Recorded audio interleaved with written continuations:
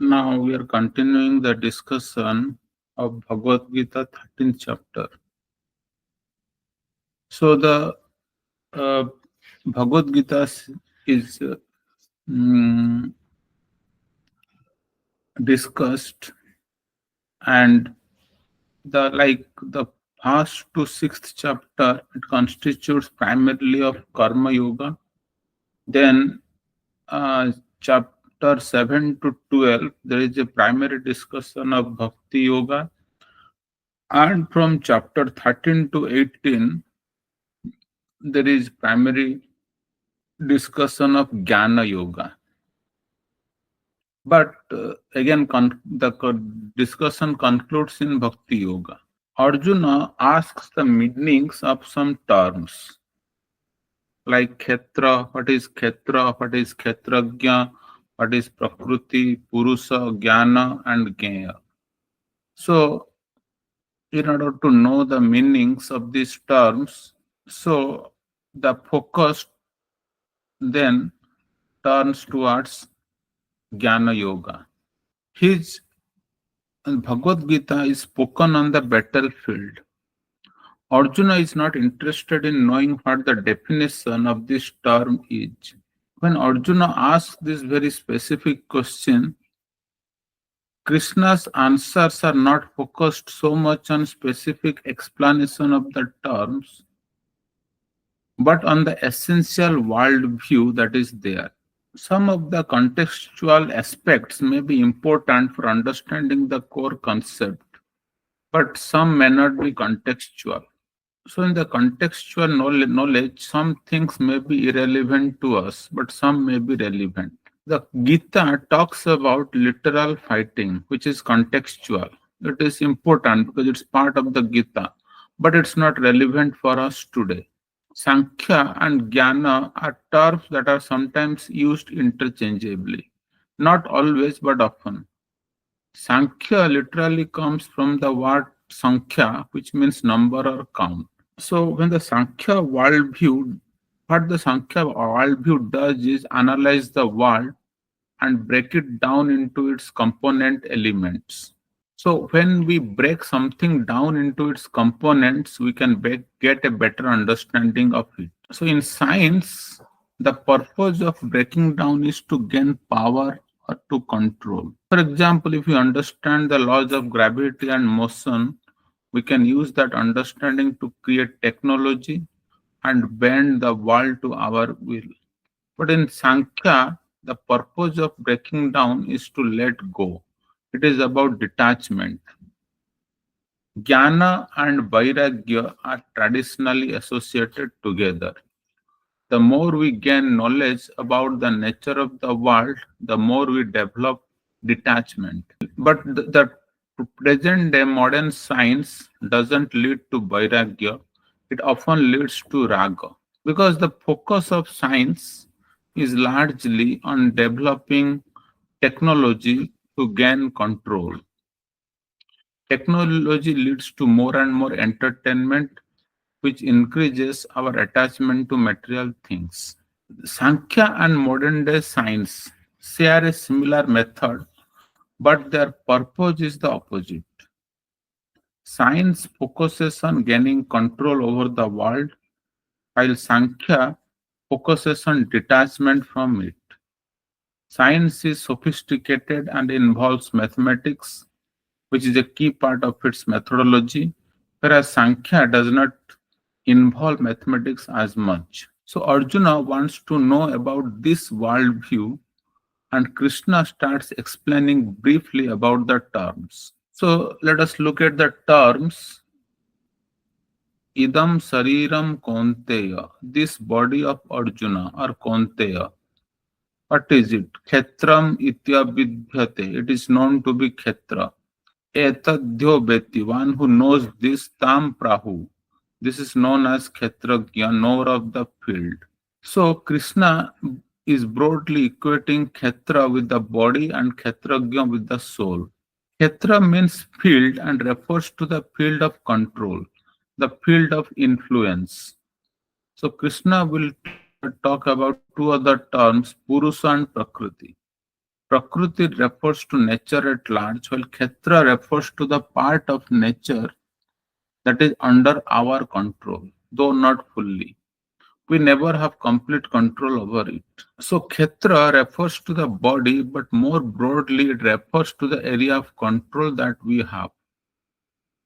Our primary area of control is our body, and based on where the body is born, the talents within the body and other factors, our influence may extend outward.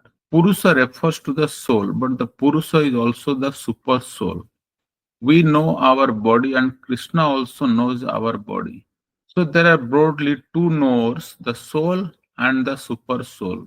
Actually, then Krishna will go into jnana.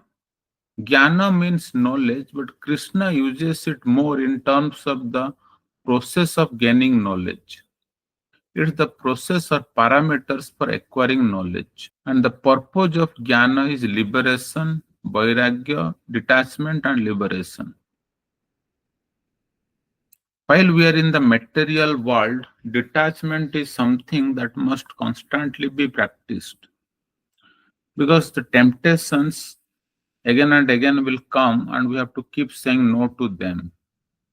Temptations generally involve pleasure while distractions may not be pleasurable. So the jnana needed to navigate through the world is not simply a set of data or information. It is more of an attitude, a way of looking at the world. Now, values and virtues may seem similar, but at one level, values refer to what is valuable, what is truly valuable, and what feels valuable, but the two are not always the same. So, the greater the mismatch between what is valuable and what feels valuable, the poorer the values of the person. So, in value education, the aim is to align what is truly valuable with what feels valuable. So basically, the idea is that in life, we will constantly be encountering situations. And when we are encountering situations, we need to know what to focus on. In one sense, knowledge from an operational perspective is that which guides our vision. It guides our vision toward what matters. But who doesn't have that jnana chakshu, they may just get caught in incidental details.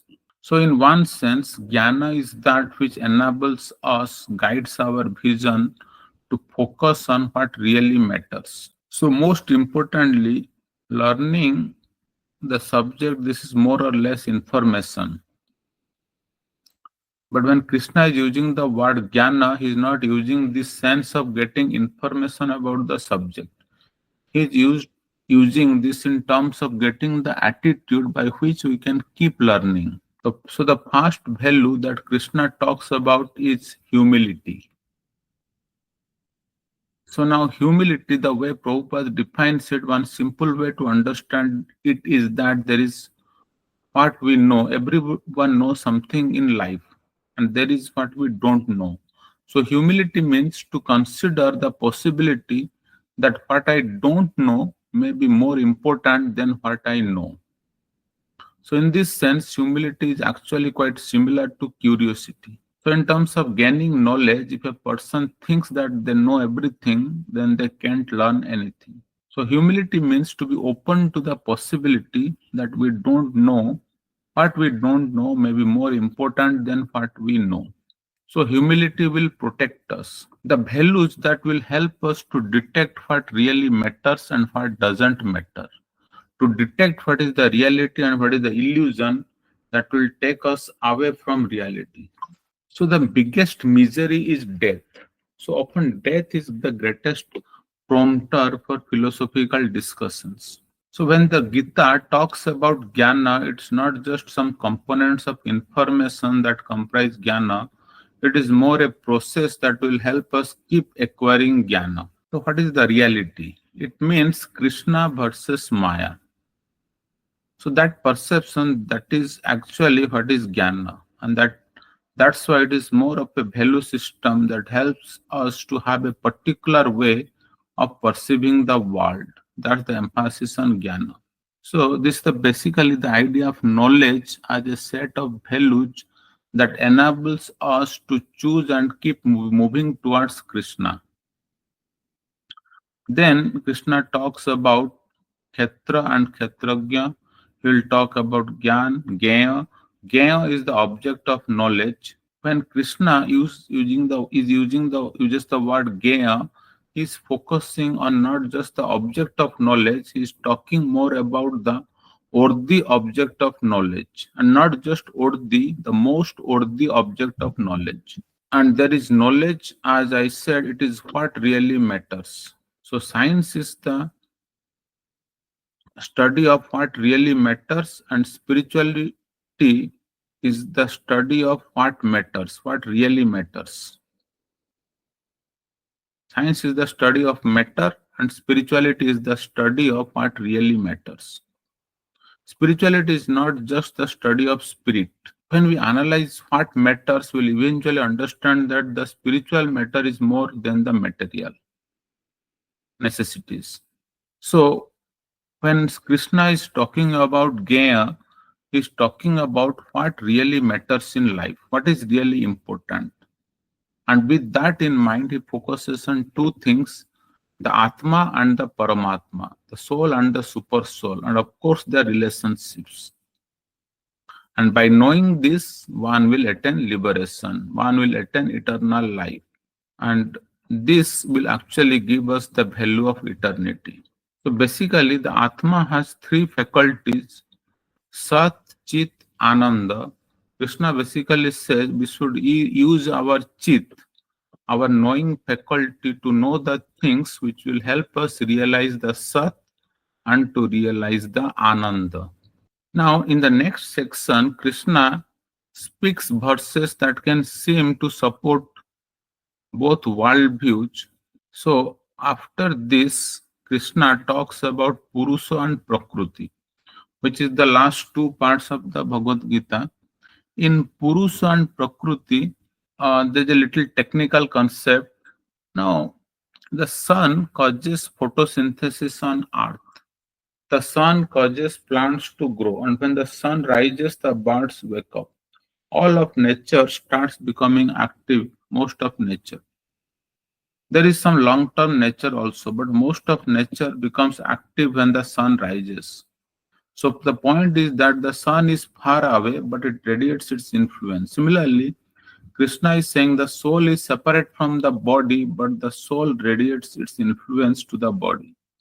So there is a fundamental mistake when science says that there is causal completeness and therefore there is no need for the soul. The point is, when you say there is no room for the soul, that is based on the assumption that the soul should have a material influence, but the soul is spiritual, isn't it? Because the soul is spiritual, it doesn't have material influence. The soul doesn't need to have a material influence. So basically, when an event happens, there is a material mechanism to explain it, and then there is a non-material motivation to explain it. These two are not contradictory, they are complementary. So when we talk about spirituality and the soul being the source of consciousness, we are not saying that the soul falsifies or rejects the material mechanisms by which things work. It is that there is, for example, in a video game, uh, or I do the example of so let's take the example of a sophisticated video game. People, maybe they are playing Grand Theft Auto or whatever. We can move our hand this way and the car moves this way. We press this and the car moves that way, and the car moves fast or slow. All these things are there. Sometimes when people play that, they may have levers that they pull, or they may be having just a mouse which they move on a screen. So if we so if we look at how fast the car is moving and what they're doing, moving their hand a little and finger practically, they're doing nothing. So if you consider a more sophisticated example, there was Stephen Hawking. He had severe disabilities. So we can appreciate his willpower, but at the same time, there's a very sophisticated mechanism by which his intention, whatever little control he had, was translated into action. That's why his voice was so metallic. The machine was producing the voice. So, in this case, if the body is completely paralyzed, we can try to read the brain signals and translate them into motor motion to perform some action. So the point is that the more sophisticated the mechanism, the more there can be a link that doesn't involve material force, but there is still a link. So in the video game, the key link between the person playing the video game and what's happening in the video game, that link is established by the maker of the video game. Similarly, the link between the soul and the body is established through the super soul. So the soul does not act as a material factor within the functioning of the body, but the soul's intention, the soul's desire is transmitted to the body through the whole system created by the super soul. So basically what happens is there is matter, there is spirit, and there is the controller. Krishna or the super soul is the link between the soul and the body. The idea is that the super soul is the personal presence of the divine in every heart. So the idea that the soul acts and influences the body through the intermediate arrangement of super soul. Now Krishna concludes this whole chapter by saying that these two, they are different. The material nature which we have caught, moksha will attain liberation, and then all of that. So if you understand this knowledge, you can truly understand the difference between the material and spirit, between the body and the soul thus can become liberated. So broadly, in this chapter, there is a discussion about Arjuna's question. The purpose of the question is basically to bring a link between his previous knowledge and his current knowledge, the Gita's knowledge with Arjuna's previous knowledge. Sometimes our present knowledge builds on the previous knowledge, and our present knowledge sometimes cancels out partially previous knowledge. So it intervenes in different ways. So when the purpose is to become liberated, then you constantly need to keep seeing what really matters in the situation. And we need to perceive the distresses of the world, because then they will make us look beyond. They will make us seek beyond. So that focus on death is helpful. And then there's a discussion of the object of knowledge. The object of knowledge which enables us, we use our chit feature. Chit is the feature of the soul, that is, we are conscious. We become curious. We can use our curiosity to realize how we are eternal and how we are joyful. So this is actually the knowledge of Atma, knowledge of Paramatma, and the knowledge of the relationship between the two. So Krishna says, once you understand this, you get what will happen. So knowledge is that which guides our vision. By that we will gain liberation, and that is the ultimate purpose of life. Thank you. So this is the summary study of the 13th chapter. Thank you all. Hare Krishna.